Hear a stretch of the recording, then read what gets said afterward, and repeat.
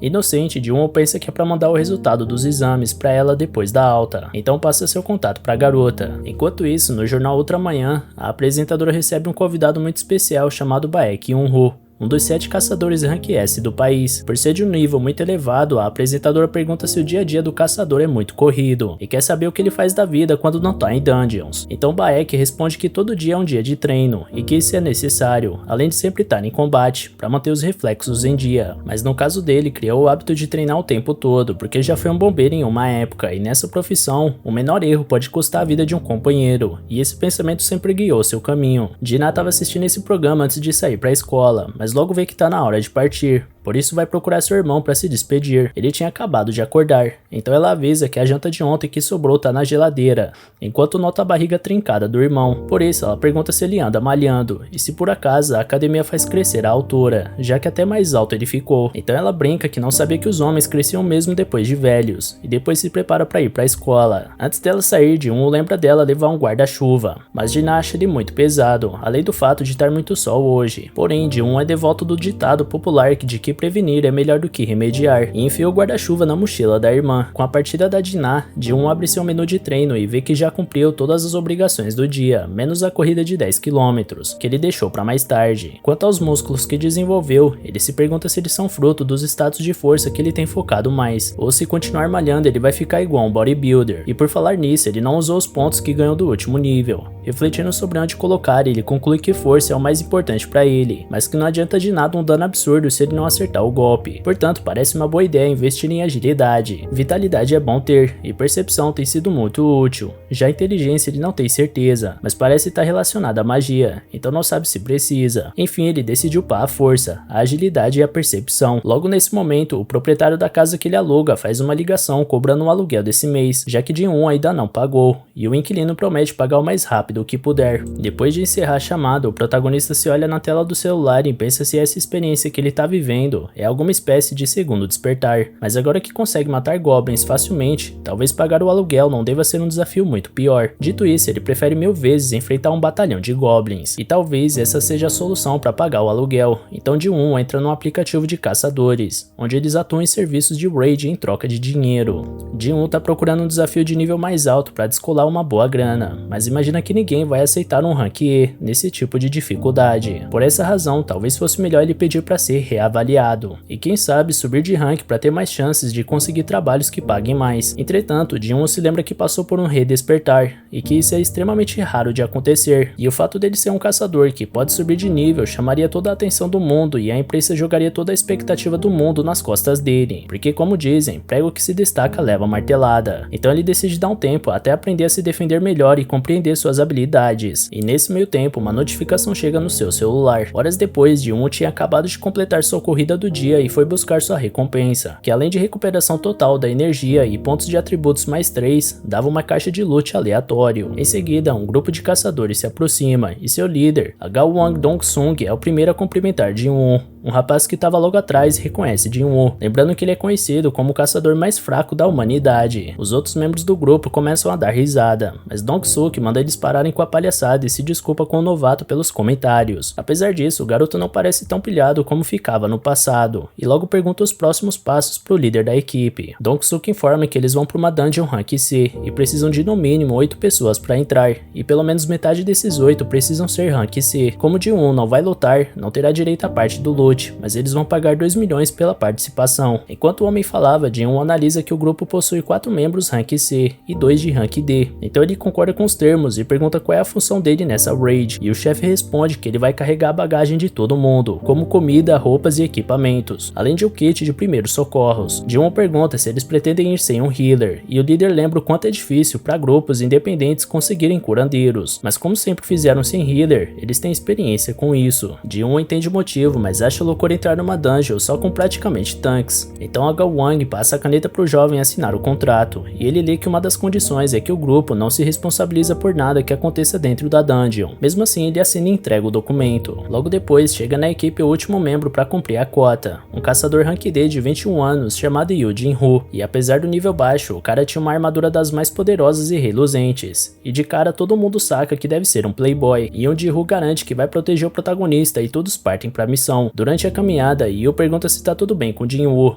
já que essas mochilas parecem pesadas, e ele agradece a preocupação, mas diz que tá tudo bem. Depois, o jovem de 21 anos começa a contar a história do antigo presidente da empresa por onde eles estavam passando, que fugiu pro exterior há 2 meses, levando embora 900 bilhões desviados. Como Jin-Woo parecia desinteressado com a conversa, Yoo pede desculpas por não ter muita noção de quando tá incomodando os outros. Chegando no portal, a equipe nota que ele é grande demais para ser de rank C, mas a Ga-won confirma que a associação verificou 2 vezes. Yoo pergunta pro novo colega se eles não deviam se preocupar mais com o tamanho desse portal, mas Jin-Woo-sung informa que o que importa não é o tamanho, mas o nível de poder mágico vindo de dentro. E é isso que a associação de caçadores avalia na hora de classificar. Dungeons perigosas de rank B ou maiores ficam a cargo de guildas maiores, já as de rank C para baixo não devem ser tão perigosas, e Yoo elogia o conhecimento do bagageiro nesses assuntos. E ele lembra que já é um caçador há muito tempo, mesmo que nunca tenha entrado num portal de rank C. Enfim, é chegada a hora e todos atravessam a barreira em direção à masmorra. Como estava muito escuro, Kyo-han lança uma magia de iluminação, e todos ficam confusos pelo fato dessa dungeon não ter monstros e ser completamente escura, ao contrário das outras, que são repletas de pedras brilhantes que iluminam o local. Essas características da caverna fazem Jin-Woo se lembrar do templo de Kartenon, onde ocorreu toda aquela tragédia. Nesse instante, o colega de armadura reluzente pergunta para ele o que são essas tais pedras brilhantes, e ele explica que são rochas que emitem uma luz fraca, bem comuns em dungeons tipo caverna. Com essa nova informação, Yoo repassa todas as pedras que aprendeu que existem, incluindo a pedra da essência, que se consegue dos monstros mágicos, a pedra de mana, que pode ser minerada das dungeons, e essa pedra brilhante que ilumina as cavernas. Yoo acha fácil confundir elas todas, mas o bagageiro promete que ele vai se acostumar. Assim que o grupo chega numa parte dividida em 3 caminhos, Yoo fica tenso e pensa que não tem nada nesse lugar, então pergunta pro Jin-Woo se existem dungeons sem monstros, mas o protagonista manda ele ficar quieto, porque sua percepção indica que um som estranho tá surgindo de algum lugar. Portanto, os monstros mágicos estão por ali em algum lugar, só não deram as caras ainda. Com a descoberta, a equipe se prepara para qualquer ameaça iminente, enquanto Jin-Woo pensa em que tipo de criatura se esconde aos montes nas sombras e é atraída pela luz, e logo conclui que são monstros tipo inseto. Nesse instante, sons vindo de todos os lados parecem cada vez mais altos e intensos, e toda a equipe parece que vai entrar em pânico por não conseguirem enxergar nenhum inimigo. Eles olham para todos os túneis na espera de algum sinal, até que surge do alto um monte de formigas gigantes. Além de Kyo-wan, os arqueiros tentam evitar que os inimigos se aproximem, mas logo eles conseguem chegar no chão. Por isso, Dong-suk usa uma habilidade de provocação para atrair todos os oponentes para ele.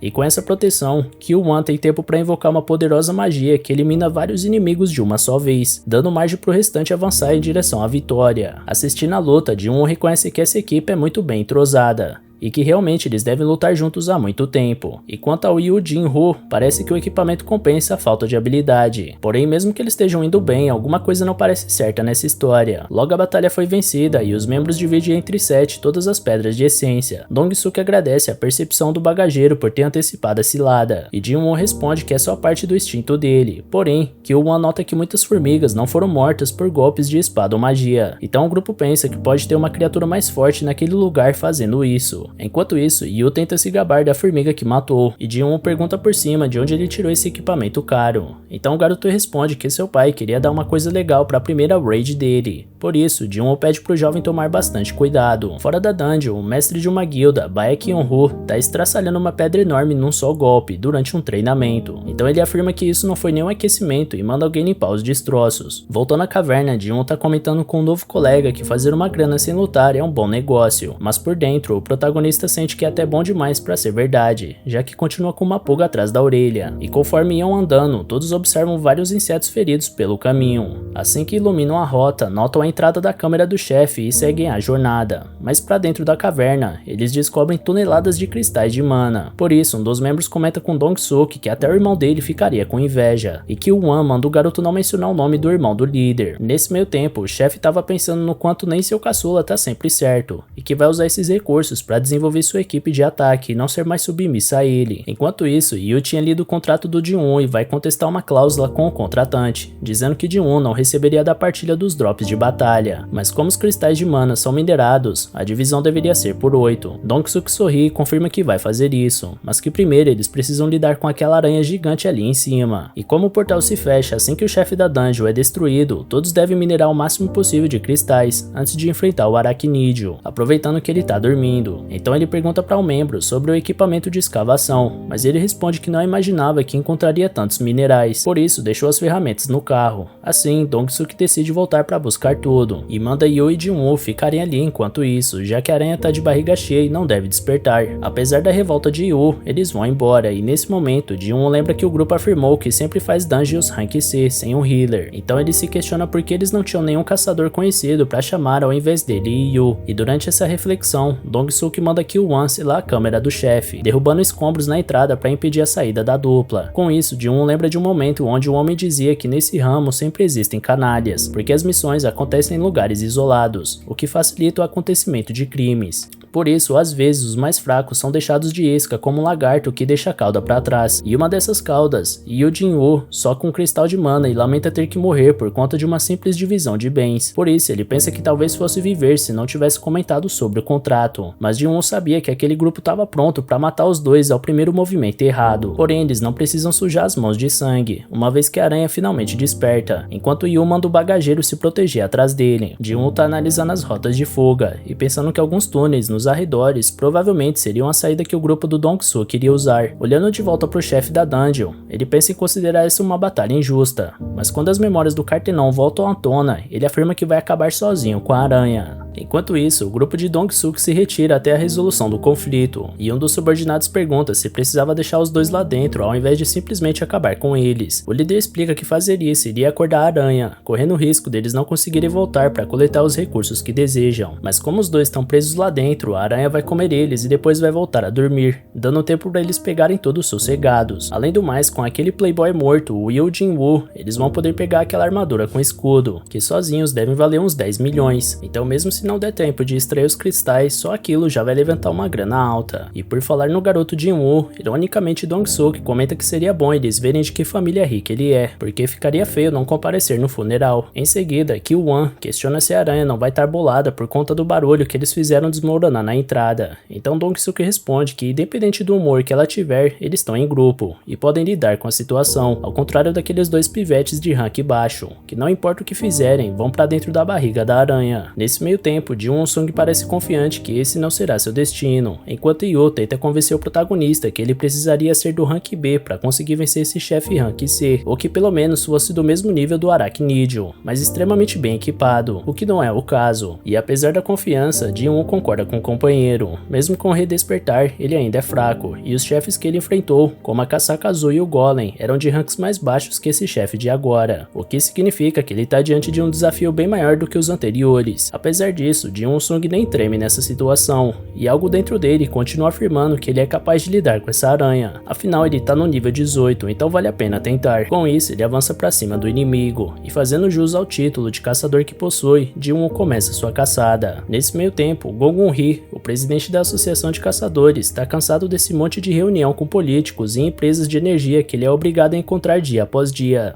já que nunca foi muito bom em fazer politicagem. Por isso, Woo Jin-chul convida o chefe para uma batalha de treino para relaxar um pouco os ânimos. Assim, Go brinca que os veteranos até tentam aposentar, porém os mais novos não param de pedir conselhos e mantendo os velhos na ativa. Enquanto isso, Jin-woo tá buscando uma forma de atingir o adversário, já que tá tendo dificuldade de penetrar o exoesqueleto com sua espada. Além do mais, ele precisa prestar muita atenção nos ataques da aranha, porque uma patada daquela seria capaz de enterrar ele vivo. E observando a luta por trás, Yoo nota que aquele cara ali nem de longe é um rank E. Então com certeza ele falsificou o próprio rank. É mais um daqueles loucos que fingem que são mais fracos do que realmente são, só pra pegar desafios mais baixos e eliminar por diversão. E conforme ele se convencia disso, mais ele se perguntava onde foi parar. Já Jin-woo ficava cada vez mais cansado e vendo sua velocidade caindo aos poucos, o que significa que ele precisa arranjar logo um jeito de virar esse jogo antes de virar uma presa fácil pra aranha. Por isso, ele deu uma mexida no inventário para ver se encontra uma solução, e vê na presa venenosa de Casaca a esperança de acabar com o inimigo com seus poderes de paralisia e drenagem. Portanto, o caçador deve encontrar um ponto fraco para penetrar a pele da aranha, e o veneno da adaga daria um jeito de se encarregar do resto. Porém, o inimigo tinha guardado uma carta na manga, soltando um ácido no campo de batalha e mostrando pro Jin-woo que ele não poderia se aproximar de forma impensada. Mas ainda assim, o protagonista não tem muita escolha, já que caso se canse demais, vai virar comida de aranha. Por essa razão, então ele usa sua habilidade nova, chamada arrancada, para investir com velocidade para cima do rival. Assim, os 10 km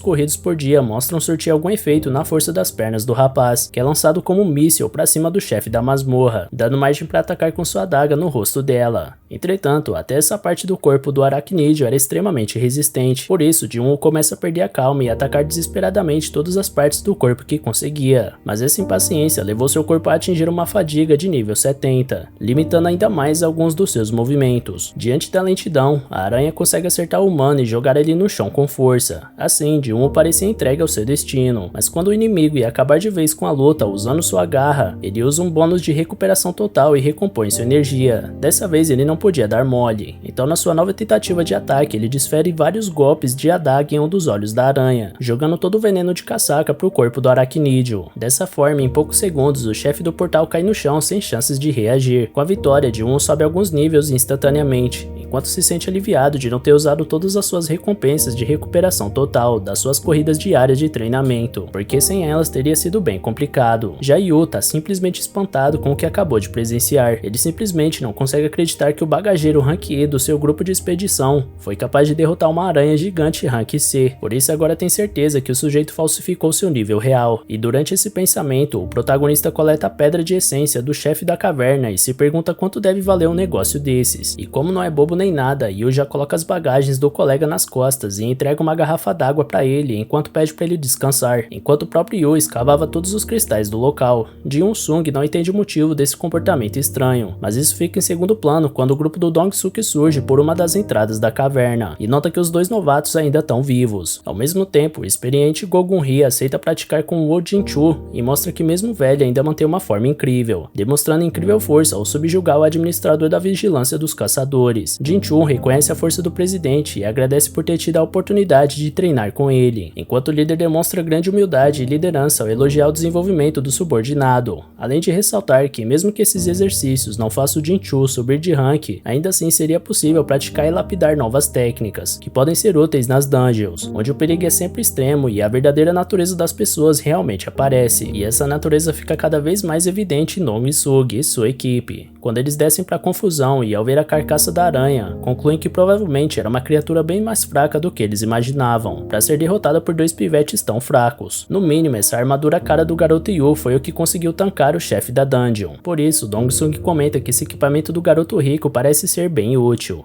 e pergunta se o pai dele é Yu Myung-gun, presidente da construtora Yu. Como o rapaz não negou, o líder manda uma proposta para ele, onde ele deveria acabar com Jin-Won-Sung para se tornar cúmplice de tudo que rolou ali dentro, e ter uma vida poupada. Dong-Sung não tinha a menor intenção de manter o filhinho de papai vivo, mas vendo o cadáver do chefe da dungeon ali do lado, ele teme que essa armadura tenha algum bônus especial que ele não consegue prever, por isso quis expor o usuário a um novo conflito para analisar a potência real desse equipamento. Diante disso, Dong-Sung pressiona Yu para fazer o que ele manda, já que o que acontece na dungeon fica na dungeon. Então o garoto se aproxima do Jin-Woo, deixando Dong-Sung ansioso pelo que tá por vir, porém Yu se vira contra o grupo, que logo se prepara para acabar com o inimigo mais fraco antes do Yu, e nesse mesmo instante, Jin-Won-Sung recebe uma missão urgente, onde ele deveria eliminar toda ameaça presente para garantir sua própria segurança, e caso ele não complete essa missão, sofrerá uma penalidade. Entretanto, o desafio mostra que não seria tão fácil, uma vez que Kyo-Wan lança um raio no protagonista que isola ele para longe. Enquanto isso, três amigas se encontram numa cafeteria, e uma moça de olhos verdes, chamada Hee-Jin, é perguntada sobre como andam as coisas na guilda do Tigre Branco. Ela responde que tá tudo como sempre teve, enquanto sua amiga loira, Dina, diz que a associação dos caçadores também tá na mesma. Então Hee-Jin pergunta se é verdade que Dina vai começar um treinamento de dungeon rank A com a Chai Hai, uma das lendas da guilda. Dina explica que já aconteceu isso e que na ocasião eles estavam tendo problemas com uma criatura poderosa da masmorra de elite, até que a Chai Hai acabou com o monstro como se fosse a coisa mais fácil do mundo, deixando todo mundo de boca aberta, mas principalmente o Ki-Hun,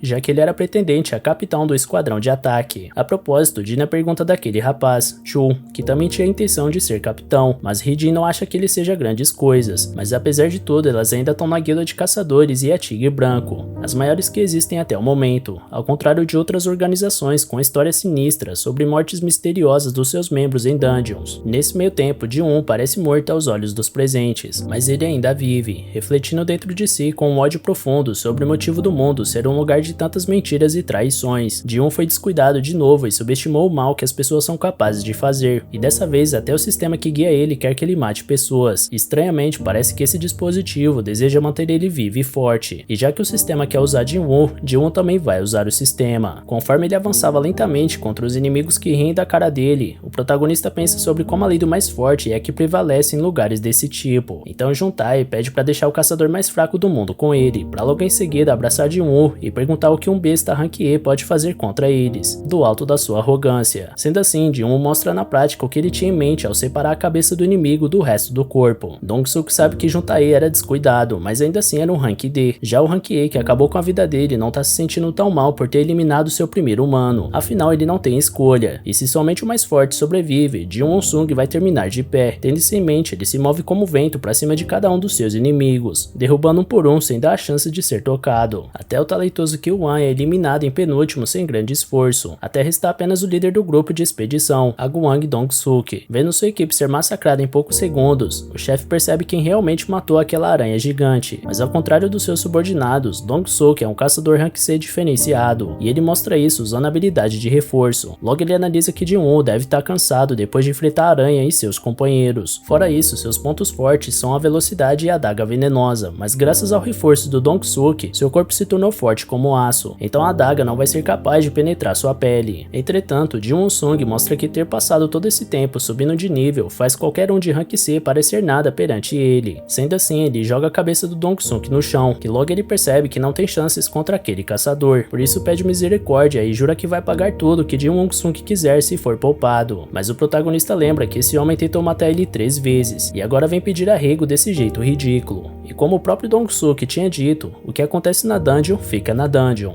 Diante do fim, o homem tenta dar uma carteirada, avisando que é irmão de alguém importante. Porém, Ji-Won não dá a mínima e termina o serviço nesse instante. Mais tarde, a investigadora da guilda não tá botando fé na história que todos os Rank C foram de base e só sobraram os Rank D e E. Fora isso, a responsável pelo protocolo dá uma olhada na lataria do Playboy, vendo que é a espada longa Carrion da companhia Maia, e fica doida com esse lançamento novo que ela tava esperando sair. Enquanto isso, Ji-Won vê as recompensas da missão, onde percebe a habilidade e intenção assassina, que reduz todos os atributos dos inimigos pela metade, podendo ser vários ao mesmo tempo. Depois da investigação, Yu tá agradecendo Ji-Won-sung por tudo que aconteceu na dungeon, mas o protagonista só tá preocupado se a irmã tá usando o guarda-chuva que ele pediu pra ela levar hoje mais cedo. Enquanto isso, no altar alto de um prédio, um novo personagem tá prestes a ser revelado. No dia seguinte, chega a informação de Incho que 6 caçadores foram mortos em uma raid Rank C, e apenas um Rank D e outro Rank E sobreviveram. Jinchu acreditava que era mais um caso onde os mais fracos fugiram depois do abatimento dos membros mais fortes do grupo, porém seu assistente revela que os dois saíram da dungeon depois de eliminar o chefe. E o Ji-Won, o de nível D, possui um equipamento caríssimo, e o outro sobrevivente é Ji-Won-sung. Ao escutar esse nome, o administrador fica pensativo e demonstra mais interesse no caso. Então o assistente acrescenta que um dos falecidos na masmorra foi Dong-suk, o irmão mais velho do Dong-su. Voltando ao protagonista, sua irmã vê ele voltando pra casa e fica feliz que ele trouxe frango frito. Então pergunta o que aconteceu de tão bom pra ele ter resolvido fazer esse agrado, mas o rapaz responde que ainda não sabe se o que aconteceu foi bom ou não. Em seguida ele entrega o frango pra Dinah e conta que guardou uma grana pro tratamento da mãe deles, enquanto a garota brinca que finalmente o irmão largou de ser mão de vaca. Feito isso, os dois se sentam juntos, e Dinah comenta que Ji-Won voltou da dungeon sem nenhum arranhão, portanto seus companheiros de equipe deviam ser muito fortes. O garoto confirma que de fato eles eram, enquanto memórias da real situação passavam pela cabeça dele. Um verdadeiro massacre que Ji-Won-sung promoveu sem ao menos hesitar. As lembranças deixaram o caçador distraído, então sua irmã pergunta o que tá rolando, ao passo que ele finge que tava tentando lembrar se o grupo devolveu o troco da raid pra ele. Dinah fica mais tranquila com essa justificativa, então Ji-Won volta a refletir que independente de tudo vai ficar bem desde que ele continue vivo e protegendo sua família. Caso se envolva repetir o acontecido da dungeon, sem problemas, ele faria tudo de novo. De repente, uma mensagem chega ao protagonista falando falando de uma substância nociva no seu corpo, mas logo o próprio sistema avisa que ele foi desintoxicado. Por isso ele se despede da irmã e vai para o seu quarto. Lá em cima ele percebe que não consegue ficar embriagado mesmo depois de tantas latas de cerveja, porque aparentemente o sistema possui alguma função que decompõe o álcool. Pensando nisso, ele vasculha tudo até encontrar uma das recompensas pela missão que acabou de completar, uma habilidade chamada Benção, onde ele fica imune a condições tóxicas e estranhas ao seu corpo, além de aumentar sua capacidade de regeneração. Diante disso, ele percebe que essa foi a recompensa da dungeon dupla, e por isso que ele conseguiu regenerar seus membros arrancados. Na chegada da noite, Dina avisa o irmão que tem um tal de Yu Jin-Hu no telefone. Vendo as latas de cerveja espalhadas pelo quarto, ela aconselha ele a não beber tanto assim, já que faz mal para a saúde, e quando for médica e tiver que atender ele por conta disso, ela vai se recusar. Algum tempo depois, Jin-Woo se encontra com Yu e comenta que não esperava ver ele mais uma vez nessa vida, e após o Rank D ter agradecido pelo protagonista ter salvo a vida dele, Jin-Woo agradece de volta pelo moleque nunca ter explanado para ninguém sobre o que realmente aconteceu naquela masmorra. Com isso, Yu se mostra nervoso, argumentando que eles só agiram em legítima defesa, e em seguida tenta convidar Jin-Woo para formar um grupo, mas antes de conseguir elaborar a frase, o protagonista interrompe e recusa de antemão, respondendo que não pretende andar com o filhinho de papai. Diante disso, Yu implora pro rapaz ouvir o que ele tem a dizer, prometendo que ele será bem recompensado.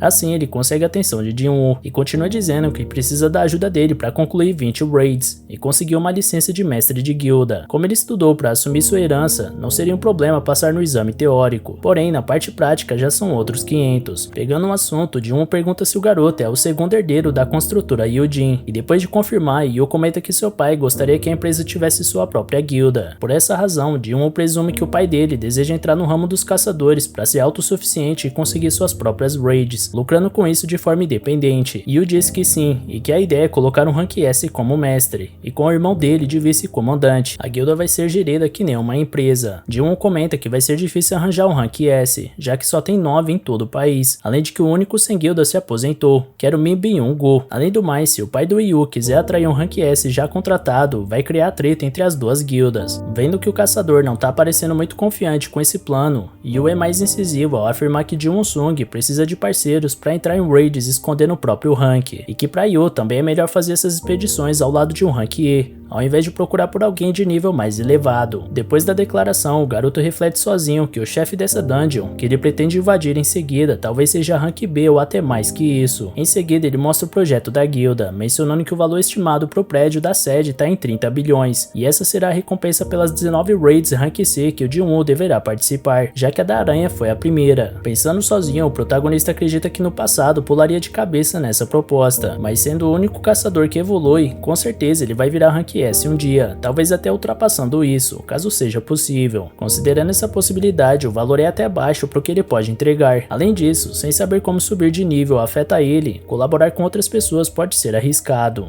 Então Jin-Woo recusa a oferta e se dirige até a saída, porém Yoon insiste uma última vez, dizendo que se ele aceitar, vai levar o segredo de Jin Sung até o túmulo. Em resposta, Jin-Woo olha de volta pro Playboy com uma expressão que não precisa ser explicada, e isso parece ter resolvido a situação de uma vez por todas. Mais tarde é revelado que o homem do alto do prédio é Agwang Dong-soo, irmão mais novo do Dong-suk, que acaba de descobrir que seu irmão foi morto e já começa a mover suas peças. Ele exige a papelada do caso para sua secretária e pergunta para ela o que aconteceria com ele se matasse alguém em outro país. Ela explica que num país com um tratado de detenção e extradição de caçadores, ele seria julgado naquele país. Caso não haja o tratado, ele será julgado pela lei do país onde vive, podendo negociar uma redução de pena com o governo. Sendo muito atarefado, Dong-soo pede para a secretária abrir um espaço na agenda dele para resolver essa situação, mas como isso afetaria a guilda, ele vai ter que esperar até a programação ter uma brecha. Com isso resolvido, ele olha o rosto dos dois criminosos e espera que eles estejam vivos até ele chegar. Logo na manhã seguinte, Dina e Jin-Woo estão se exercitando juntos, e no meio da corrida, Jin-Woo pergunta o que a garota faria se ganhasse 30 bilhões do nada. Dina pagaria o tratamento da mãe e faria uma faculdade, e talvez guardaria o resto. Ela não sabe dizer porque isso nunca vai acontecer de qualquer forma. Jin-Woo concorda e avisa que Dina pode correr no próprio ritmo, então ele dispara na frente. Sem conseguir acompanhar, a garota comenta que o moleque pode até ser Rank E, mas ainda assim é um caçador. Sem a presença dela, Jin-Woo aceita a recompensa por mais um dia de treino, mas antes repara que o sistema contabilizou a corrida acima da meta, contando os 11 km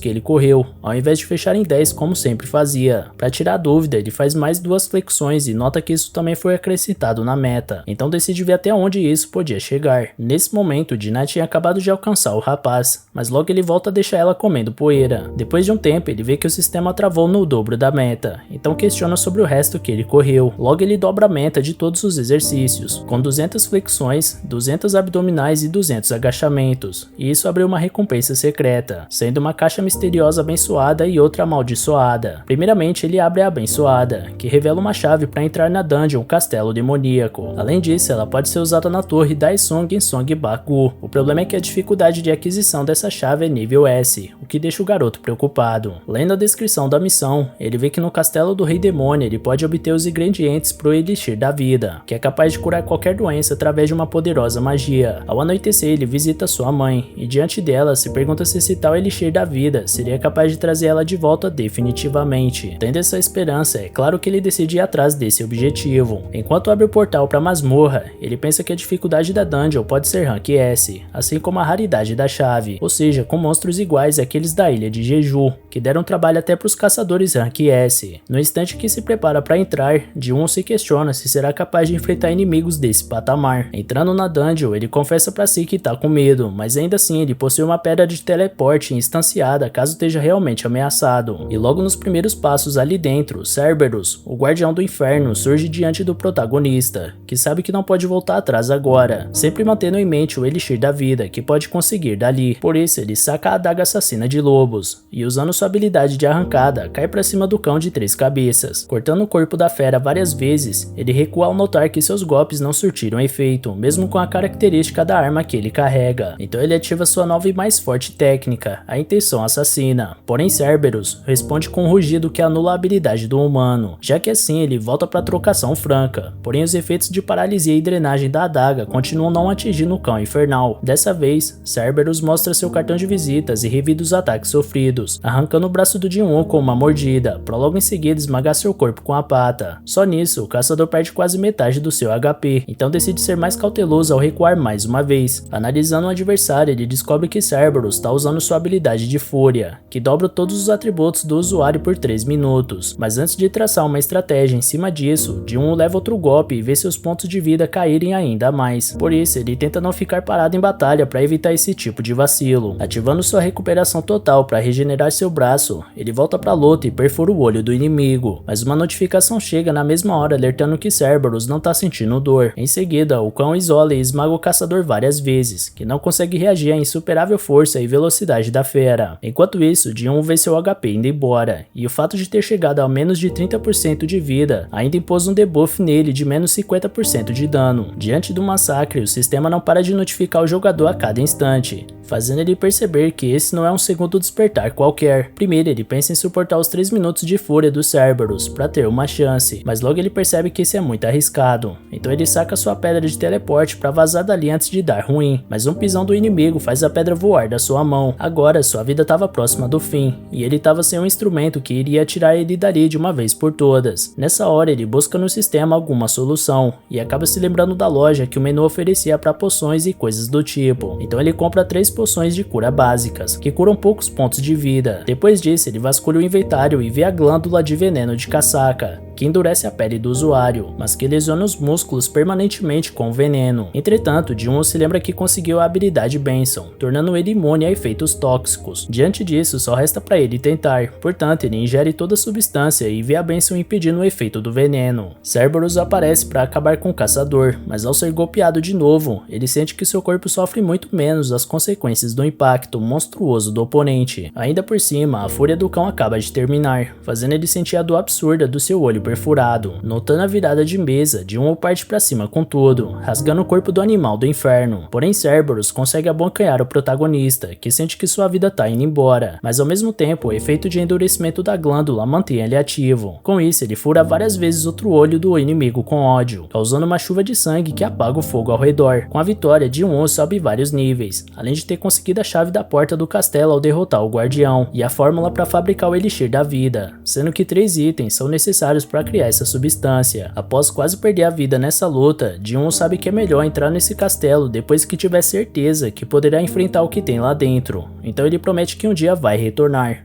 Assim que se retira da dungeon, Jin-Woo vai direto visitar sua mãe, pra ver como ela tá e reafirmar sua promessa de fazer ela melhorar. São 3 ingredientes que ele precisa pra preparar o Elixir da vida, e tudo que ele tem que fazer é ficar mais forte ao nível de conseguir entrar naquele castelo e fazer o que é preciso por ela. Pra financiar seu objetivo, ele volta até o Yu e volta atrás na sua decisão. Agora ele vai se juntar ao rapaz pra conquistar as 19 raids, mas com a condição de que eles dois entrem sozinhos em todas as masmorras. Diante disso, Yu perde um pouco sua empolgação e lembra o companheiro que são exigidas 8 pessoas para entrar nas dungeons Rank C. Então Jin-Woo explica que eles poderiam contratar os outros membros, assim como o Dong-Suk fazia, e dessa forma eles poderiam concluir suas missões sem que ninguém de fora se ferisse. E de quebra, esse feito ainda poderia ajudar Yu a impressionar seu pai. Sendo assim, Yu aceita a exigência e afirma que vai cuidar dos preparativos para as expedições que estão por vir. Enquanto isso, Tia Hai tá no meio do seu treino de corrida, até que nota um homem observando ela e pergunta o que ele quer. O homem pede desculpas por interromper o treino, porque não sabia o melhor momento de abordar a moça. Então Beyond Jill entrega um cartão da construtora Yujin, empresa do pai do Yu. Nesse instante, o empresário estava conversando com seu caçula sobre o aparecimento das dungeons, que causaram transformações significativas na sociedade, como em sua forma de enxergar a economia, a mídia e até a política. Quanto à empresa dele, essa mudança veio na infraestrutura, tão necessária para a vida de todos. Não existem mais operações sofisticadas sem os recursos proporcionados por essas masmorras, e os únicos capazes de coletar esses itens são os caçadores. Por sua vez, eles são supervisionados por uma instituição pública, a Associação dos Caçadores, que recruta, registra, classifica por rank e supervisiona cada um dos seus membros. Além disso, eles supervisionam os portais que não vão a leilão e cuidam das dungeon breaks, mas ainda assim a associação não passa de um serviço estatal, portanto, não visa o lucro nessas empreitadas. A maioria desses recursos vitais ficam nas mãos das guildas, que são empresas que contratam os caçadores para esse tipo de serviço, tornando esse um negócio extremamente lucrativo. Guildas como a dos caçadores, a Tigre Branco, a dos ceifadores, a Guilda da Fama e dos Cavaleiros são as maiores desse país. Na prática, elas têm o monopólio dos lucros das dungeons, e o poderoso dono da construtora Yujin não quer que isso continue dessa forma, porque esses são recursos necessários para a reprodução da vida humana, e não deveriam ficar nas mãos de meros mercenários, que usam todo esse dinheiro a seu bel prazer. A construtora Yujin sempre prestou serviços à sociedade, e não é agora que isso vai mudar, por isso seu proprietário decidiu começar sua própria guilda. Ouvindo atentamente, Yu Jin-Hun concorda, mas pensa sozinho que contratar um caçador Rank S para atuar com seu irmão pode ser muito arriscado, mas que pelo menos ele não vai passar por isso. Nesse instante, sua dupla estava em treinamento e nota que o sistema não está mais contabilizando os exercícios que ele faz acima da meta. Por isso, ele acha que a caixa misteriosa amaldiçoada que foi oferecida na missão secreta está fora de alcance nesse momento, mas ele tem esperança que a caixa de loot aleatório que ele conseguiu dê algum item tão valioso quanto a chave para a dungeon do castelo demoníaco. Então ele usa o item com essa expectativa, mas acaba ganhando uma cartela usada de bingo. Revisando seus atributos altíssimos, o caçador repara que apenas 3 pontos não são bastante para alterar alguma coisa para ele, e por isso ele precisa encontrar uma forma mais eficaz de evoluir. Ele pensa em enfrentar aquela centopeia gigante na zona de penalidade, mas ainda hoje ele não tem certeza se seria capaz de derrotar aquela criatura, além de não ser garantido que ele ganhe XP numa missão punitiva. Portanto, Jin-Woo se contentou em encontrar trabalhos de raids para dungeons Rank D. Em outro canto do país, Song Ti-un duela com espadas de madeira, e o homem mais jovem elogia seu mestre pela performance. O lutador mais experiente sorri e responde que ainda não está preparado para perder, por mais que tenha perdido seu braço há alguns meses e não possa dar tudo de si. Então ele recebe um chamado de emergência e lamenta, porque caçadores Rank D geralmente não são chamados para algo mais grave que comprar pão na padaria. Diante disso, seu pupilo pergunta por que ele não se aposenta, e Chi-Yu concorda que um velho sem braço realmente não deve ser mais de grande ajuda. Constrangido, o aluno tenta explicar que não foi isso que quis dizer, porém Chi-Yu não pensava em desistir de qualquer forma, já que ele gostaria de passar o resto da vida contribuindo de alguma forma, com algo que considera útil para a sociedade e para sua família.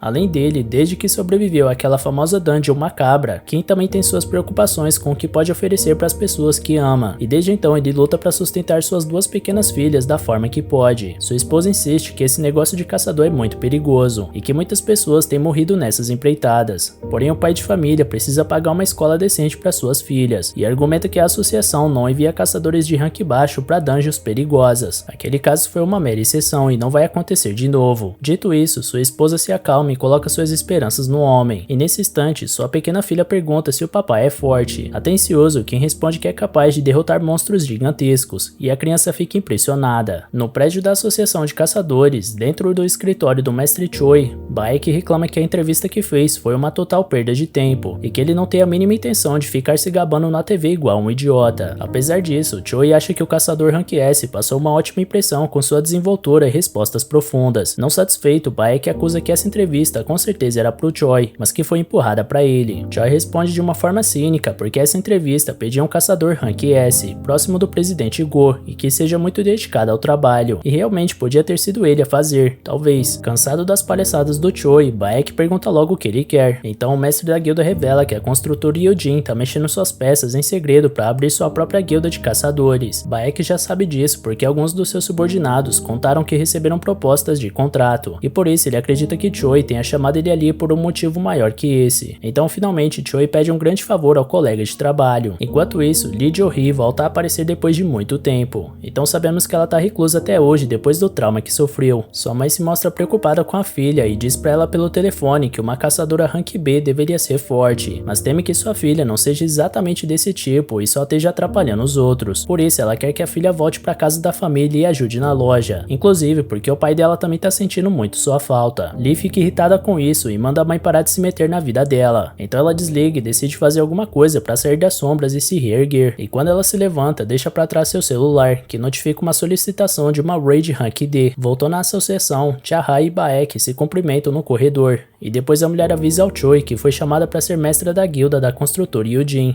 porém recusou o convite. Em seguida ela pergunta o que Choi e Baek estavam conversando antes dela chegar. Diante disso, o próprio Baek recorda da conversa de mais cedo enquanto tomavam um whisky sozinho, sobre como a ilha Jeju vem sendo completamente ignorada pela sociedade, porque antes era um lugar de frequentes expedições e missões, e agora virou um lugar esquecido por todos. Porém, Choi nunca se esqueceu daquele lugar, muito menos do que ele passou lá, e mesmo tendo um cargo importante e sendo bajulado diariamente como a arma definitiva da sociedade, nada livra ele da sensação de que deveria retornar àquele lugar. Por essa razão, Choi decidiu retornar à ilha Jeju em breve, mas para isso precisa contar com Baek e os outros. Baek supõe que esse seja o motivo de tantos recrutamentos novos tão de repente, mas Choi pergunta pro companheiro se ele também não tem motivos para voltar para aquela ilha. Logo as imagens daquele dia voltam à mente do caçador, e ele lamenta pelo Yeon Sung-yong e o Byung. Enquanto isso, num lugar isolado, um homem idoso implora para alguém que outras pessoas precisam morrer. Ji-won tá saindo para uma nova missão e sua irmã reclama que até nos feriados o homem não larga do trabalho, diferente de antes que ele chegava das dungeons e ficava uma semana no gelo. Por isso ela acredita que seja fruto do seu árduo treinamento, e Ji-won confessa que tem conseguido viver de uma forma mais estável. Então parte sem mesmo pegar suas coisas, deixando Jina confusa com a atitude, porque ele não tá indo pro mercadinho da esquina. Também indo trabalhar, Tio observa que não despertou com o poder físico, o que significa que sua espada é inútil contra monstros mágicos. Ironicamente, as artes marciais às quais Tio se dedicou desde sempre são inúteis numa dungeon, ironicamente. No caminho pro serviço ele tromba com Jin-woo, e os dois descobrem que estão indo pra mesma raid. Tio fica assustado com a evolução do garoto em tão pouco tempo, e fica encucado porque lembra que Jin-woo tinha perdido uma perna naquele dia, mas o garoto finge que simplesmente a perna tinha voltado quando ele acordou no hospital. Tio lamenta que não tinha um healer decente naquela dungeon para acompanhar o garoto, mas que felizmente um jovem como Jin-woo tá completamente curado. Por sua vez, o protagonista fica ligeiramente constrangido, porque aquele homem ainda enxerga ele como alguém fraco que precisa ser cuidado, mas agradece humildemente pela preocupação. Então, chegando até o portal, eles percebem que é uma reunião das mesmas pessoas que estavam juntas naquele fatídico dia. Jo-hee, amiga próxima do Jin-woo, e uma healer Rank B, além do Kim e do Kang. Tirando a garota, os demais caçadores não conseguem nem olhar na cara do Jin-woo, porque lembram bem que o garoto foi deixado para trás naquela dungeon mortal, permitindo que o resto pudesse escapar. Jo-hee fica impressionada com a transformação surreal do amigo, por estar tão esbelto e com a perna recuperada, muito diferente de quando ela foi visitar ele no hospital. Jin-woo fica surpreso porque não sabia que sua amiga tinha visitado ele naquelas condições, até que encosta o carro de onde saem 3 prisioneiros que vão participar da expedição junto dos demais. Um dos detentos já se mostra empolgado por ter uma gatinha na equipe dessa vez, e ao pedir pra ela largar desse cara e ir se divertir com eles, Jin-woo fecha a cara na hora. Então Kang Tae-shik, o vigilante da guilda dos caçadores, manda o prisioneiro calar calar a boca, porque nenhum dos 3 presos saiu da cadeia para passear. Junto dele, uma assistente da guilda explica que esses homens algemados farão parte da raid dessa vez, porque a debandada dos caçadores locais deixou a associação sem muitas opções restantes. Chiyu ensaia uma reclamação, porque não deseja lutar ao lado de criminosos, porém não tem outro caminho a não ser aceitar essa condição. Aqueles são caçadores condenados que vieram reduzir suas penas, e eles vão participar da missão de qualquer jeito. De toda forma, o supervisor da associação de caçadores vai estar de olho neles o tempo inteiro, e como ele é rank B, pode lidar com 3 rank C sem maiores problemas. Ainda assim, Ji-won não acha uma boa ideia que sua amiga corra riscos nessa jornada, e pede pra Jo-hee não participar da raid dessa vez, mas a curandeira tá determinada a entrar nesse portal, então decide continuar de qualquer jeito. Assim, os prisioneiros são soltos, e a primeira coisa que Kang Tae-shik diz é que eles sabem muito bem o que vai acontecer se qualquer um deles tentar alguma coisa de diferente. Depois ele tranquiliza o restante do grupo, afirmando que os detentos vão estar sob a supervisão dele, e logo pergunta quem será o líder da equipe nessa expedição. Chiyu se apresenta para o cargo, mas antes disso, ele pergunta pro Jin-woo se ele concorda com isso. Afinal, 7 pessoas morreram sob o comando dele naquele dia, e o gosto amargo daquela vergonha ainda persegue Chiyu até os dias de hoje. Ainda por cima, as pessoas que sobreviveram foram graças ao próprio Jin Woo-sung, e por isso ele pede essa permissão e se curva para agradecer de coração por tudo que fez diante daquela noite trágica. Entretanto, Jin-woo pede pro homem se erguer, e quando Jin-woo pergunta também pro Kim se pode liderar,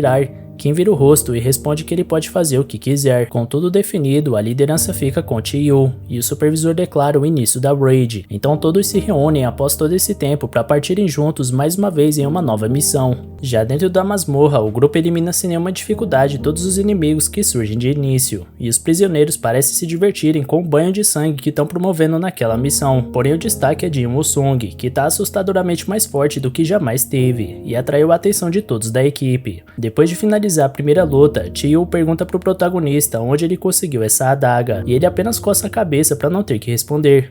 Jo-hee ressalta que ele não se feriu até agora, e diante da novidade, ela brinca que talvez nem precise entrar em cena dessa vez. Observando atentamente o jovem, Chiyu nota que não só o comportamento dele tá diferente, como também sua aura. No meio disso, o impaciente Kang Tae-shik manda todos seguirem com o objetivo. Um pouco à frente, eles se deparam com uma divisão em 3 caminhos, e por isso decidem se separarem para não perder nada de vista. Tae-shik vai pela direita com os criminosos, e Jin-woo usa da sua percepção aprimorada para descobrir que o boss da dungeon tá pelo lado esquerdo, mas prefere não explanar para fazer valer a pena o XP que precisa. Sendo assim, ele chama Chiyu e Jo-hee para ir com ele por esse caminho. De resto, sobraram Kim e Kang para prosseguir pelo meio. Depois de algum tempo avançando, a dupla enfrenta mais alguns goblins, e esperam que tudo se mantenha assim até o final do túnel, uma vez que o caçador mais fraco da humanidade está presente. Com certeza, essa é uma dungeon de rank baixo, segundo Kim, porém seu companheiro lembra que não foi bem assim da última vez que todos se encontraram. E por falar no garoto, embora acredite que não vai ser desculpado, Kim se compromete a pedir perdão pro jovem, porque por mais que ele tenha feito isso pela sua família, ainda assim ele abandonou seus companheiros, e essa não é a atitude de um caçador valoroso. Do lado direito, Tae-shik observa a sede de violência dos prisioneiros, que não se contentam com os meros goblins que puderem destroçar, então ele pergunta pros homens se eles fariam a mesma coisa com esses monstros se fossem humanos, e ao escutar que eles nem hesitaram em repetir a dose, o vigilante é transportado pro momento em que um pai de família relata que 3 homens abusaram da sua filha, e por isso a garota acabou se enforcando e sua esposa está internada por conta das consequências psicológicas desse crime nefasto. Para piorar, os criminosos são caçadores, e essa justiça patética decidiu que participar de raids reduz a penas de demônios como aqueles, enquanto sua filha está enterrada para sempre a 7 palmos de profundidade. Por tudo isso, o pai inconsolável oferece 300 milhões pro Tae-shik acabar com os criminosos, e dada a missão, o vigilante pretende mentir pro departamento que os prisioneiros foram emboscados por uma horda de goblins. Seguindo seu próprio rumo, Kim e Kang acabam caindo no túnel central, e lá estava Tae-shik cumprindo o desejo do pai de família de fazer os condenados sofrerem antes da morte. Vendo a chegada dos 2 caçadores, ele percebe que o chefe da dungeon tá no túnel esquerdo, então finaliza o serviço e decide mudar seus planos. Nesse instante, Jin-woo estava se lembrando que o Tae-shik foi uma vez no hospital com o superior dele, e por isso espera que o vigilante não se lembre dele. Um pouco à frente, o caçador vê o estrago que ficou no corredor central, inclusive com Kang morto e Kim praticamente sem vida. Jo-hee se se apressa para tratar o companheiro, e assim que a healer dá sobrevida a ele, Chae-Yu repara que aqueles cortes de faca em vários pontos não vitais não foram feitos por monstros. Ainda muito debilitado, o que impede para os camaradas desistirem, porque ele não vai sair dessa com vida, mas Ji-Won insiste que o experiente caçador precisa se esforçar para ver sua filha de novo, e para que ele possa continuar odiando esse homem. Por isso, Kim usa seu último suspiro para pedir perdão pro garoto, e logo em seguida cai em sono eterno. À espreita do grupo, Taishiki tenta pegar todos de surpresa ao investir contra Jo-Hee, mas Jin-Woo salva sua amiga em cima na hora. O vigilante adoraria abater a healer primeiro para ter menos trabalho, mas o moleque atrapalhou tudo. O líder da equipe questiona o que o membro da associação pensa que tá fazendo, então o vigilante explica que só pretendia forjar a morte dos prisioneiros, mas que agora mudou de ideia, então vai alegar pro departamento que os prisioneiros tentaram fugir e mataram o resto da equipe, e depois tentaram emboscar Taishiki, mas acabaram tendo o mesmo destino dos companheiros que eliminaram. Diante disso, Chae-Yu pega a espada do Kim e toma a frente do embate, ansioso por enfrentar alguém com uma espada depois de tanto tempo. Como o oponente é rank B, o líder pede pra Jo-Hee fortalecer o físico dele, e planeja apostar na defesa fraca que os assassinos costumam ter para vencer o duelo. Porém, Taishiki ironiza o fato de um mago velho sem buff estar usando uma espada, sendo que suas habilidades são todas em magia, e Chae-Yu tenta mostrar sua técnica ao cortar o inimigo pela metade, porém era apenas um clone. Ji-Won observa a luta e deseja internamente que seu parceiro fosse um pouco mais veloz, e o vigilante reconhece que o velho tem lá seu potencial, mas prova não ser o bastante ao cortar o ombro dele. No entanto, Jo-Hee cura mais uma vez seu aliado, e Taishiki começa a ficar de saco cheio do suporte que seu rival tá recebendo, então resolve derrubar a healer primeiro. Porém, Chae-Yu alcança o rival a tempo e mostra não ser um velho inútil, porque um dia foi professor de caçadores rank S. Ainda assim, Taishiki sabe que um mago de idade avançada não pode acompanhar o ritmo de um assassino, e com isso em mente ele desfere vários cortes no adversário, e quando Jo-Hee tenta recuperar o companheiro de novo, sua magia falha. Portanto, Chae-Yu estava entregue nas mãos do assassino, mas quando ia sofrer o golpe final, o mago invoca um feitiço de fogo que carboniza o inimigo, porém era mais uma das cópias de Taishiki, ciente de que o feiticeiro iria focar na espada para fazer o assassino abaixar a guarda contra sua magia. Sendo assim, o mago percebeu que era checkmate, mas dessa vez quem salva o velho é Jin Woo-sung. Taishiki pergunta quem é esse moleque afinal, e ele diz seu nome junto com seu rank. O vigilante tem noção que jamais esse cara seria do rank mais baixo, porque 2 vezes ele teve o reflexo de bloquear seus ataques, e como ele parece ser conhecido pelo restante do grupo, provavelmente não é daqueles que usam rank falso, porque esse tipo de trapaceiro não deixa testemunhas para trás. Consequentemente, Taishiki nota que tá diante de um segundo despertar, e ainda por cima, era aquele fracote que ficou internado depois da dungeon dupla, mesmo que o medidor de mana tenha apontado só 10. Ainda assim, Jin Woo-sung não tem muita experiência como caçador, então o assassino pensa em usar isso ao seu favor ao sacar outra adaga. E nesse instante, o Rank E pergunta a razão do vigilante ter promovido esse massacre na dungeon. Então ele explica que fez justiça ao destroçar 3 abusadores de uma menor, mas Jin Woo viu que ele brincou até a morte com Kim e Kang ao evitar os pontos vitais deles. Por isso é evidente que não é a justiça que motiva esse cara. Dito isso, Taishiki dá risada enquanto se lembra que não aceitou a proposta do pai de família para vingar uma garotinha indefesa, tampouco pela grana oferecida, mas sim porque exterminar humanos é muito mais prazeroso do que monstros. Em seguida, os dois rivais medem forças ao se enfrentarem num duelo que os espectadores mal conseguiam acompanhar com os olhos, dada a velocidade absurda que os dois possuíam. Os dois têm estrutura física e técnicas semelhantes, porém Taishiki aposta na sua experiência e malandragem para sair vitorioso. Assim, ele chuta um punhado de areia nos olhos do adversário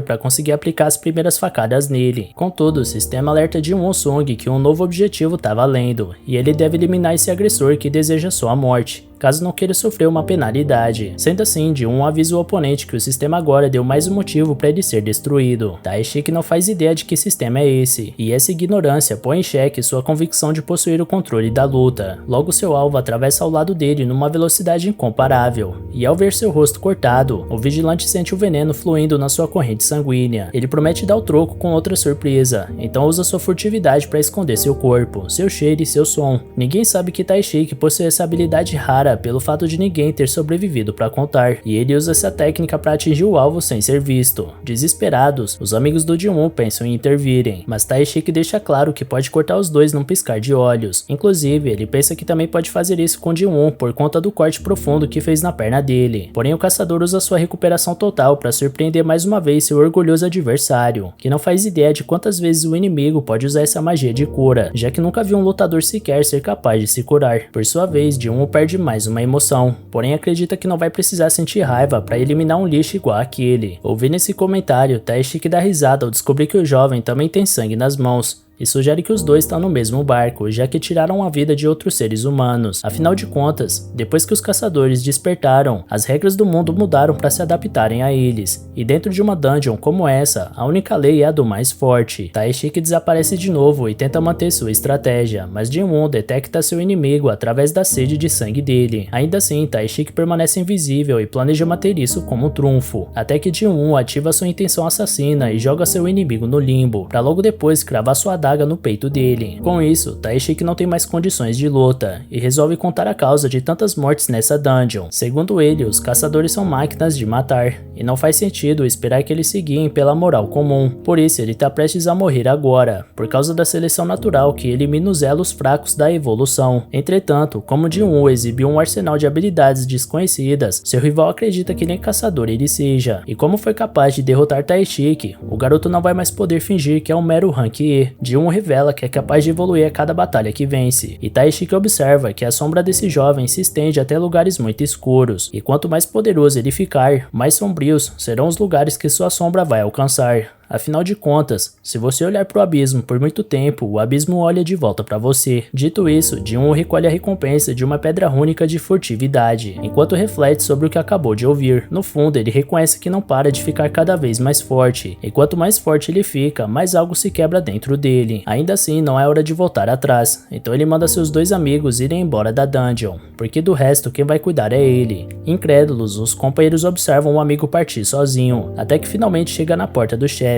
Algum tempo depois, Woo Jin-Choo, o administrador da equipe de vigilância dos caçadores, está a caminho de se encontrar com os sobreviventes dessa dungeon, ao passo que lamenta nunca ter suspeitado da face macabra do Taishiki. Logo ele encontra Jo-hee, Chiu e Jin Woo-sung, o mesmo caçador rank E daquela vez quase irreconhecível. Primeiramente, ele pede desculpas pelo que seu funcionário causou a todos eles, mas indo direto ao assunto, o supervisor pergunta quem matou Kang Taishiki. Jin-Woo está contra a parede e percebe que vai ter que romper seu contrato com Woo, mas para sua surpresa, Chiu assume a culpa pela morte do vigilante. Jin-Choo pergunta como o homem, sendo um rank C, foi capaz de derrotar um rank B, e ele responde que tudo foi graças a healer da sua equipe, que também é rank B. Sendo assim, o administrador aceita a versão dos fatos, e anuncia que vai precisar do depoimento de todos sobre o incidente. Atento ao Jin-Choo, o protagonista repara que ele é rank A, e por isso não teria chances contra ele no momento, enquanto o líder da Raid comenta que Jin-Woo não precisa agradecer pela barra que ele foi livrado. 3 horas depois, o pai que contratou o Taishiki para eliminar os prisioneiros se entregou, o que confirmou que os sobreviventes agiram em legítima defesa. Depois desse longo dia, Jo-hee mostra pro Jin-Woo uma pedra e pergunta se ele se lembra o que ela é. E galera, vocês querem continuação desse anime? Se sim, então já comenta aqui embaixo e comenta também qual anime dessa temporada vocês gostariam de ver aqui no canal, beleza? Valeu galera, se cuidem!